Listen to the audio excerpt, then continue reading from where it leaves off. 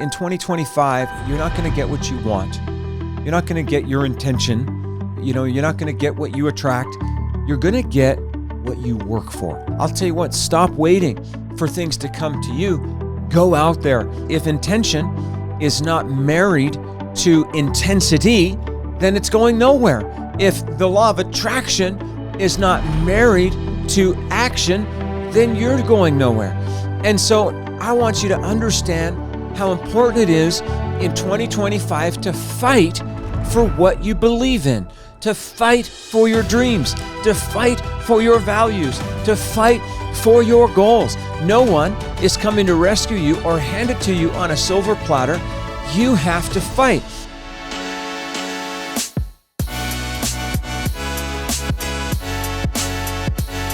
Hey everybody, I hope that you are doing amazing. And over the next several videos that we're going to be shooting here today, I want to spend some time really looking into the idea of preparing to thrive in 2025. And I know that sounds kind of like a cheesy slogan for sure. If I was listening to somebody say, preparing to thrive in 2025, I'd think that there was some kind of a marketing gimmick or whatever. But the truth is that 2024 was really challenging to say the least. As a matter of fact, I've talked to so many people who've said that 2024 was markedly more difficult than even the pandemic years for them, that 2024 was one of the most difficult years that they've ever faced. And yet, as they come into 2025, I'm hearing an unbelievable level of optimism, hope, and positive anticipation for what is going to be happening and where we're all going to go together in 2025. 2025 definitely feels a little bit different. And so that's why I want to talk about preparing to thrive in 2025. And it makes a lot of sense that at the end of a year and at the beginning of a new year, that we would actually take some time to reflect. The name January itself got its name from the Roman god Janus. And this Roman god Janus had one face that was facing towards the future, and then he had another face that was facing towards the past. And I know that looks a little bit confusing, but I think a lot of us understand inherently that it's very difficult to face the future until you face the past. On the other hand, it's very difficult to face the past in a healthy, holistic way if you don't have some hope and some anticipation for the future that you're walking into. And so one way to think about it is that a new year provides a valuable opportunity, right, to reflect on the past year, process the concerns, the challenges, the issues, the wins, the triumphs of the past year, well anticipating where you're going as you head into the new year. So as I prepare for a brand new year, I want to share with you something that I have practiced now for many, many years. Actually, I call it the 3 F's for starting a brand new year. The first one, and this one is so important, my friends, is forgiveness. Now, forgiveness is really the principle of closure. You know what I found? So many people are carrying with them a ton of emotional baggage. Now, what's the problem with emotional baggage? Well, I guess it's the problem with baggage in general. When you get onto the airplane and you want to bring your baggage, of course, what you have to do, you have to pay for the baggage that you want to bring. Now, maybe you're lucky and that baggage fee is embedded in your plane ticket, but out here in Canada, I'll tell you what, I think in a lot of the United States and maybe most of the world, they charge you for every bag that you want to bring on that plane. And so what that means is you can bring it with you, but it will cost. And I'll tell you, when it comes to emotional damage, when it comes to anger, when it comes to wounds, when it comes to the resentment that can stem from negative experiences and negative interactions with other people, you can either check that baggage and bring it with you, but you're going to pay the price, or you can leave that baggage behind as you hop on the new plane that's going to take you into the new year. Martin Luther King Jr., he said this, it's so powerful. He said, we must develop and maintain the capacity to forgive. He who is devoid of the power to forgive is devoid of the power to love. Now, this is coming from a gentleman, a great leader who experienced an unbelievable amount of adversity and challenge and personal hatred and discrimination and even racism that was directed towards him as a person. And yet here he is talking about the power of forgiveness. You know what? I'll tell you, forgiveness is not so much for the person you're forgiving, but forgiveness is for you so that you can walk forward in a way that protects and preserves your mental health rather than destroying your mental health in order to hang on to this wound or to this resentment. You know, forgiveness, they say, is setting a prisoner free and discovering that the prisoner was you. And so without forgiveness, you won't have closure and you will experience bitterness. So on a very practical level, I'd love to invite you as 2024 closes and we move into 2025, that you can thrive in 2025, but most likely not if you're carrying all kinds of bitterness. So make a list. Who are the people that you need to forgive? What would it look like to forgive them? I'll tell you, forgiveness is not easy. It's a process, but it's always a process that begins with our choice. And so the very first F for starting a new year is forgiveness. The second F for starting a new year is focus. And this is the principle of clarity. I'll tell you what, clarity is so important. I'll tell you, if you are a person who is trying to figure out what 2025 is holding for you, can I be clear with you? 2025 is holding for you whatever you choose to focus on. Okay, so it's not like there's some God in the sky. I mean, I do believe there's a God, not so much in the sky, but he's right here. He's with us. But there is a God, but I don't think that God is there sort of, rolling the dice for you and just giving you this fate and just giving you this destiny and you have no part in it. No, you will get what you focus on. And so in 2025, if you want to prepare yourself to thrive, the question is, do you have focus? I know a person a lot wiser than me. They said this: you need to starve your distractions and you need to feed your focus. Starve your distractions, feed your focus. Now, when you think about it, what's the big challenge today? ADD is the big challenge today, isn't it? ADHD. I'll tell you what, I'm the OG when it comes to ADD and ADHD. I was 7 years old when they marched me in to a psychologist's office, and I was so messed up and I was so scattered. I was disruptive. I was fighting. I wasn't focused. And so they somehow found this psychologist who gave me an assessment. And back in those days, my friend, I am so old that they said, this boy has hyperactivity disorder. That's what they called it. He's just hyperactive and it's a disorder. We don't like it. It's like I had caffeine running through my blood before caffeine was something that I ever partook of, at least in the form of coffee. And so, a few years later, the prescriptions that they gave me didn't work. And so they brought in another psychologist. And by this point, I'd gotten older. I was in my teen years. And then they upgraded my diagnosis at that point to ADD. So they said, no, actually, we've gotten smarter. We actually know more about your condition, your condition, the condition of being me. And they said, you have ADD. And I said, well, what does that mean? And they said, well, it's attention deficit disorder. And I said, I don't have a problem when it comes to attention, as I'm like looking everywhere and, playing with things in my hands all the time. And then a few years later, they said, no, actually, ADD doesn't quite describe your dysfunction completely. And so here's what you have. You have ADHD. So they said, we know we left behind the hyperactivity part, Abe, years ago when we just gave you ADD. But now, actually, we're gonna bake it back into the cake of you. Now, so why am I saying this? Because number one, I believe ADHD is a superpower.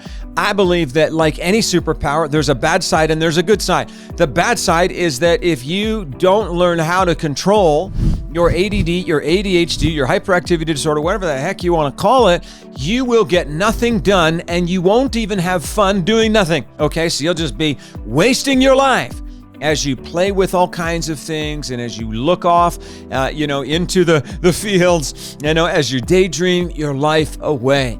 But the power of ADD and ADHD is that if you learn to focus, you can have an unbelievable level of focus. And so sometimes people say to me, well, I have ADD, I have ADHD, and so I can't focus. And I'm like, that's kind of strange because I have the same thing and you can. But focus is a muscle. Focus is a beast. If you feed that beast, I'll tell you what, you will learn to focus more.